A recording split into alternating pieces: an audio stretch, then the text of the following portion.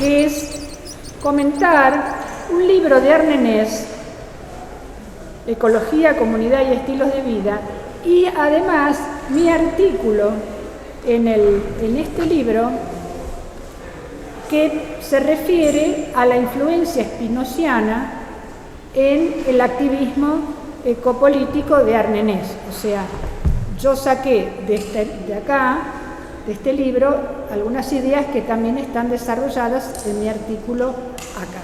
O sea que estoy de alguna manera refiriendo cruces en lo posible, pero bueno, están totalmente ligados. El tema es así. Este libro es una traducción del año 2018 al español de Ecology, Community and Lifestyle, que a su vez, esto que estoy diciendo, es la versión en inglés de 1989 del libro original en noruego de 1976. Del 76 al 89 hubo diversas reediciones en noruego hasta que aparece en el 89 esas primeras traducciones al inglés. Y acá Prometeo entonces también traduce al español para Latinoamérica esta obra que sigue siendo muy vigente y una obra de las obras centrales de Inés. Ya desde el título, de alguna manera, Ecología, Comunidad y Estilo de Vida, permite de alguna manera apreciar el carácter ecosocial y ecopolítico de la cuestión. Podría decir que además, si ustedes escucharon la charla de inicio de Michael Thompson, todo ese contenido que él estuvo desarrollando hasta el último punto, que es la filosofía ambiental de campo, todo lo demás puede corresponder a distintos desarrollos del contenido de este libro. ¿Sí? Piensen de todas maneras que en los 70, o sea, hace 50 años, estas cuestiones eran muy cuestionadas, o sea que era bastante iniciador de alguna manera y promotor desde inicios de cuestiones profundas como las que estuvieron desarrollando hoy los colegas anteriores. ¿Cuál era el concepto de la obra en que surge el libro de Ness? Los años 70, plena Guerra Fría, la gran aceleración.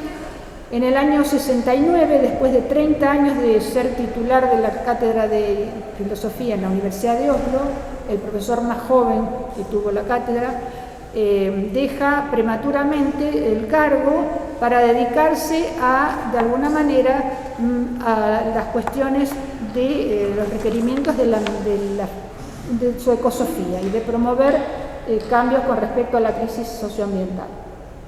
La formación y la producción previa de Ness tiene que ver con filosofía de las ciencias y del lenguaje, teoría de la acción comunicativa, aún antes de Habermas y Apple, el escepticismo, la semántica empírica, que era su fuerte, y también trabajos sobre Spinoza, Gandhi, budismo mahayana, Heidegger, Wittgenstein, Carnap, Sartre, etcétera, etcétera, etcétera. O sea, muy vasta su producción.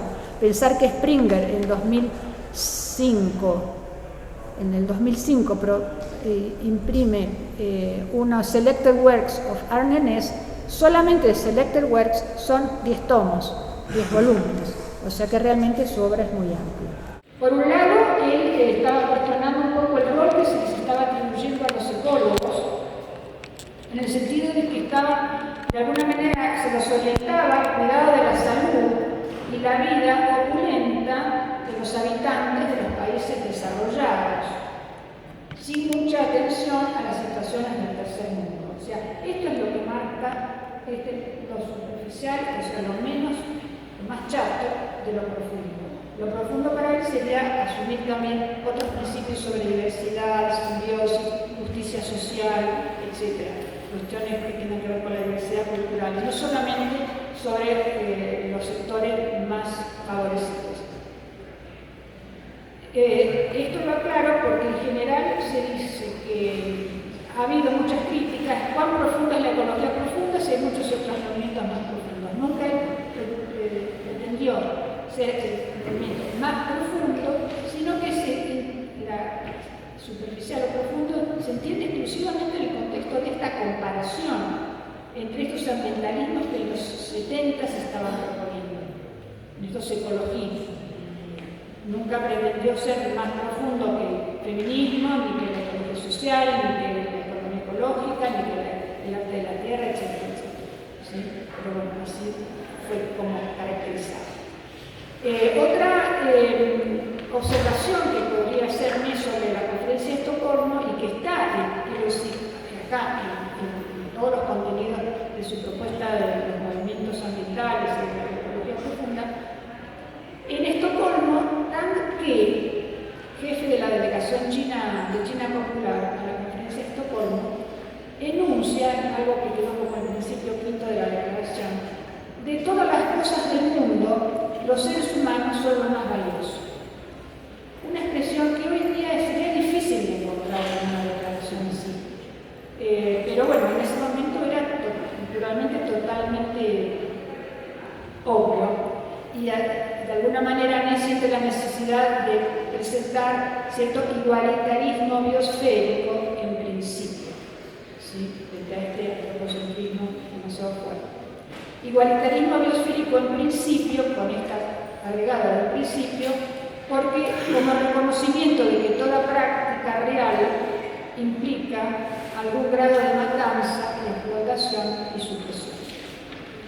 Otra cosa que también sostienen en sus primeros delineamientos de movimientos no tan superficiales, sino un poco más amplios, más profundos, es el valor de la diversidad cultural. Justamente en la conferencia de Bucarest, a la que estamos refiriendo, asiste John McHale, que era un coautor del libro de los límites del crecimiento,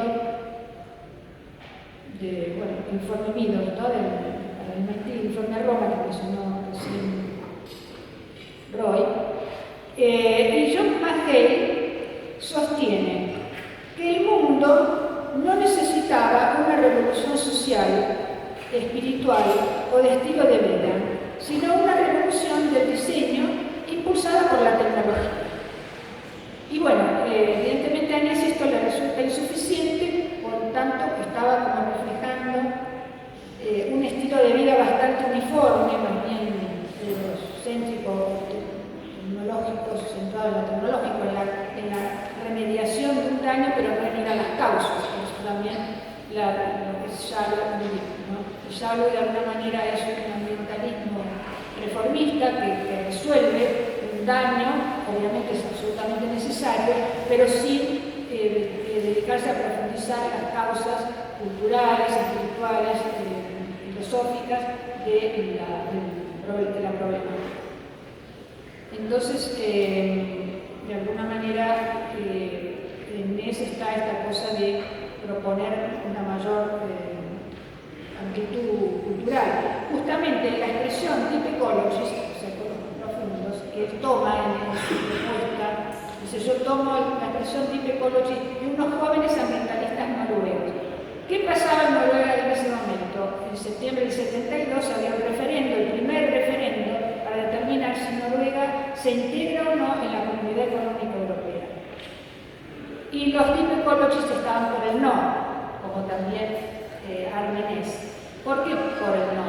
Porque de alguna manera las culturas, los desarrollos socioeconómicos de Noruega podrían sufrir una tremenda presión al tener que integrarse a un centro con otras pautas, otros requerimientos económicos que no les resultaría, que serían de alguna manera riesgosos, porque habría que de alguna manera pensar si eso realmente era lo apropiado, ¿no? Tomando un poco la categoría de centro-periferia del economista argentino Raúl Prebisch, que Anés conocía, que conoció en las Naciones Unidas, él toma un poco, parafraseando un poco esa categoría centro-periferia, acá en el libro, es una menciona varias veces. Prebisch hablaba de un centro como, de alguna manera, el europeo, una periferia que era el tercer mundo, que estaba surgiendo después de la Segunda Guerra Mundial, y que era simplemente proveedor de materias primas de un centro productor que se enriquecía, y de alguna manera la otra periferia quedaba como proveedor mucho más vulnerable. Entonces, parafraseando esta idea, Anés no quería, y los deep ecologists, que Noruega perteneciera a un centro, prefería quedarse en una periferia y no de un centro al que no querían de alguna manera pertenecer. Por esas exigencias de un desarrollo unilateral, que no está justamente lo que trabaja la idea fuerte del libro, es que el desarrollo no puede ser concebido como una categoría universalizable, ¿sí? Tiene que tener en cuenta también la totalidad del riesgo ecológico, no únicamente el concerniente a la especie humana. Ahora, bueno, es un libro porque en eso sostiene que en épocas de crisis hay que ser activista, ¿no? Entonces, ¿cómo se delinean sus propuestas? Este es un libro donde repasa distintas líneas, qué actividades, de qué culturas, de qué estilos, cómo son los movimientos verdes del momento, qué riesgos corren, cuál es su ceguera, su sabiduría. Entonces, para él hay que ser activista. La filosofía para él le resulta compatible para debatir los fundamentos del problema, aunque habría que asumirla como sabiduría, como decíamos hoy, ¿no? Como decía hoy Marta. Como sofía, es decir, como ecosofía. Toda ecosofía es descriptiva y normativa a la vez. Implica la aceptación de valores. Todas las propuestas de René parten de una elección de valores. Está asumido claramente qué es lo que para mí es valioso, qué es lo que para mí es preferible. ¿Sí? Eso no se sustrae. Y de ahí va deduciendo también otras cuestiones que serían preferibles. ¿Sí? Entonces, no solamente la descripción de los hechos. Ahora bien, muchas veces actuar, como decimos, implica persuadir, al menos en ciertos momentos. O sea, si uno tiene que actuar, pero a veces es persuadir. Y porque Ness considera, como Aristóteles de alguna manera en la retórica, que la retórica es aplicar en cada caso aquello que puede persuadir. ¿Sí? Como estaba de alguna manera indicando Michael, esta cuestión de pasar del mero conocimiento a la acción. ¿Cómo movilizo ese interés? ¿Cómo genero de alguna manera una motivación? Entonces, de persuadir, estábamos viendo las palabras suadere en latín, es aconsejar, exhortar. De ahí que persuadir es, en cierto modo, movilizar gracias a un consejo. Aconsejar con el fin de incitar a un cambio en pos de una causa sugerida que aparece como preferible. ¿Sí? En lugar de esto, mire, esto puede ser preferible. Y tengo que persuadirte de que gires tu mirada de alguna manera y convencerte, tratar de convencerte. Pero lo que se intenta es transformar la realidad de los comportamientos humanos y no simplemente describirlos. ¿Sí? Ahora, ¿en qué sentido va la persuasión nesiana? Hay que buscar motivos no solo económicos ni tecnológicos, ¿no? Y para él uno de los valores básicos es la mayor autorrealización de humanos y no humanos. ¿Sí? La mayor autorrealización que afectaría todos los aspectos de la vida humana y no humana.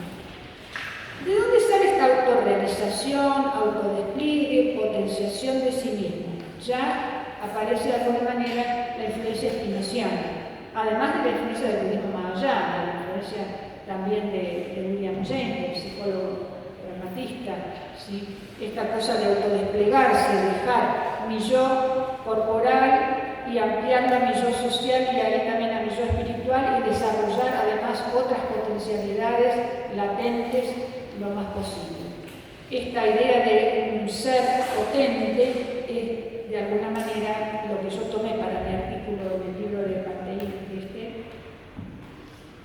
porque en el libro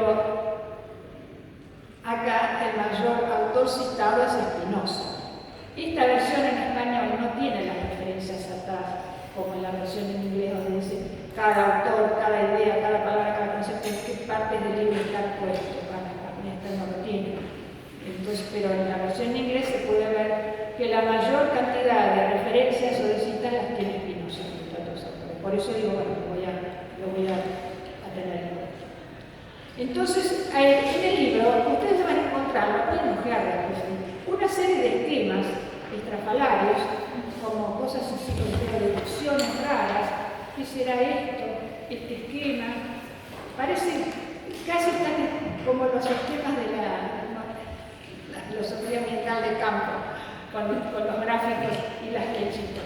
Hay un montón de esquemas donde hacen una especie de deducciones, ¿no? De razonamientos deductivos a lo aristotélico, donde va de lo normativo a de alguna manera sacando conclusiones. Por ejemplo, siempre se parte de la diversidad como un criterio valórico y va cotejando con hipótesis de la realidad, porque esa es un poco la idea de estos inventos así retóricos que están en el libro, que es vincular los conceptos éticos filosóficos con situaciones concretas de la realidad.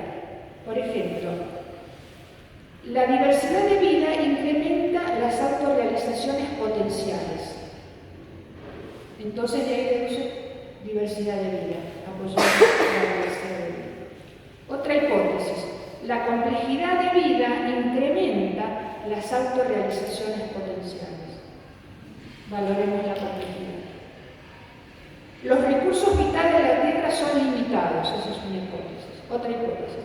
La simbiosis maximiza las autorrealizaciones potenciales bajo condiciones de recursos ilimitados. Simbiosis.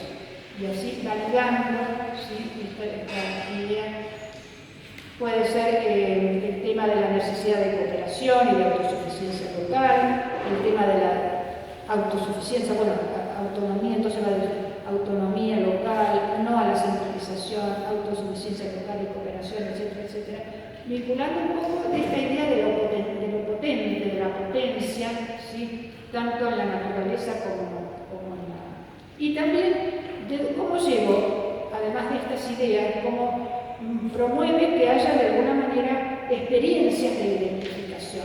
Las posibilidades de autorización se nutren justamente de experiencias directas y diversas de identificación. Esta es otra historia muy importante en el pensamiento de Armenés.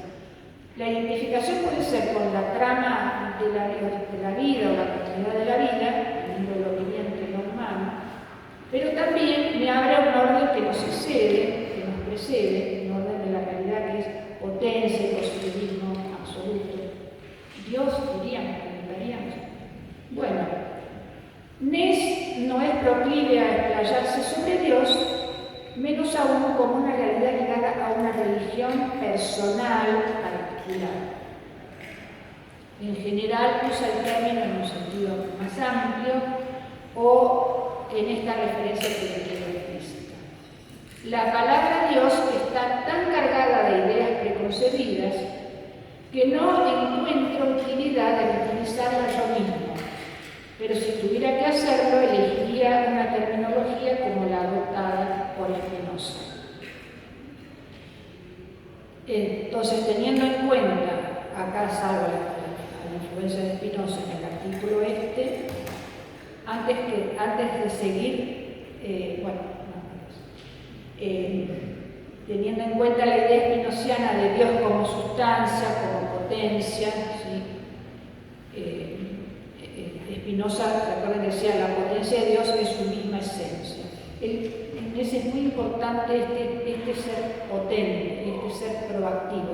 No solamente en las cosas que son agentes, son agenciales, como hoy aparece en el neomaterialismo, agentes de su propio impulso, de su propia fuerza interna, interior, de su propio biológica, si estamos hablando del mundo de lo viviente, pero también en el mundo considerado inerte, mal llamado inerte, que también tiene su dinamismo interno. ¿Sí? Pero en Spinoza la realización de la unión con todo en la naturaleza se logra a través del entendimiento de las cosas particulares como un complejo de expresiones y manifestaciones de la naturaleza o Dios.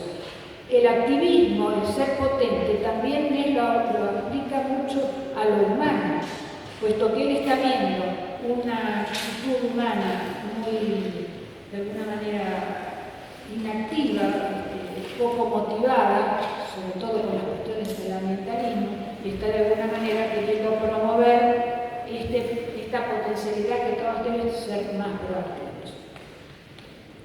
Y de alguna manera el cuidado, o sea, acá en las cosas hay algo que nos desciende, está la impronta de algo absoluto, como creador, como donación, el ser en su potencialidad absoluta, si hay una sacralidad de esta concepción ontolocentrista, como diría Michael Orr. La propuesta de Inés es ontolocéntrica, muy vinculada a la concepción que tenga de la naturaleza. Y también Spinoza apuntaba algo que toman es: cuanto más conocemos las cosas singulares, más conocemos a Dios. O sea, de alguna manera ese respeto, esa consideración de lo particular. Inés agrega también algo que está en Spinoza: ningún subgrupo de cosas particulares expresa más la esencia de Dios que algún otro. Y acá está un poco la idea que mencionaba recién Cristiano. Es la creación y Dios. O sea, frente a Dios todos estamos igualmente dentro, de alguna manera. Entonces ningún grupo está tan por encima que otro, en algún sentido. Y lo que es fundamental para las propuestas ecosóficas es que no se trata de una suerte de unión mística como resultado que dé por resultado que dé la espalda a las cosas singulares o a la naturaleza. De alguna manera esta valoración de la potencia o de esta esencialidad sagrada, divina, creativa, absoluta, es lo que de alguna manera me hace valorar su conexión. Implica ratificar que el mundo otro que humano está conformado por fuerzas activas, entidades diversas y expresivas desde su propio incesante proceso natural, expresión singularizada de la potencia infinita de Dios. Todo esto de alguna manera mueve también a la necesidad de cuidado, de mayor sensibilización hacia el otro humano, hacia todo en la creación, y bueno, son 50 años que han pasado hasta ahora, y cómo de alguna manera esto ha ido cambiando también en las posturas hacia la naturaleza. Inés, para terminar, ha destacado a lo largo de su vida cómo lo real interpela al hombre de distintos modos. O sea, esa cosa activa, esencial de lo otro. Cómo lo real nos interpela de distintos modos. Y cómo esos modos de lo real inducen a su vez ciertas respuestas humanas hacia ello.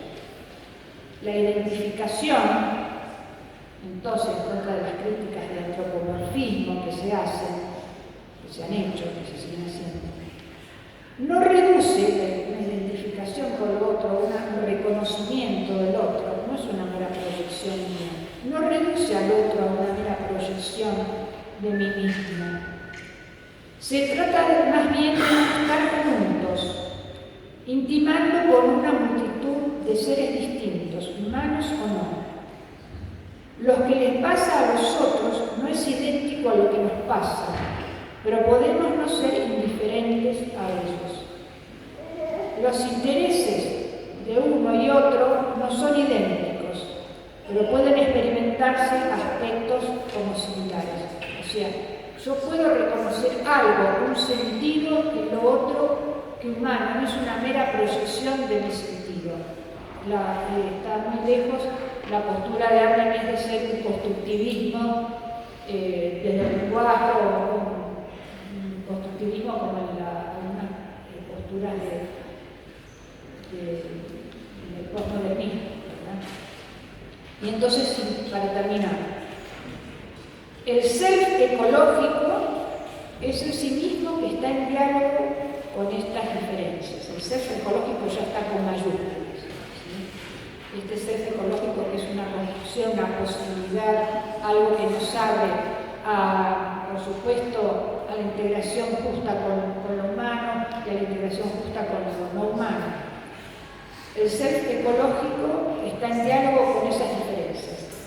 El self no talla su nombre en las cosas, sino que es tallado a su vez él mismo por ellas, las contiene. Es un self que ha internalizado sus relaciones con el mundo a tal punto que solo puede ser descrito como un ser cuya forma cabal es ser ahí juntos, con guioncitos. No es el ser ahí, el Dasein heideggeriano, sino que le falta algo más. Un ser ahí juntos. Entonces, sí. Bueno, eso es de alguna manera mi síntesis de las dos obras.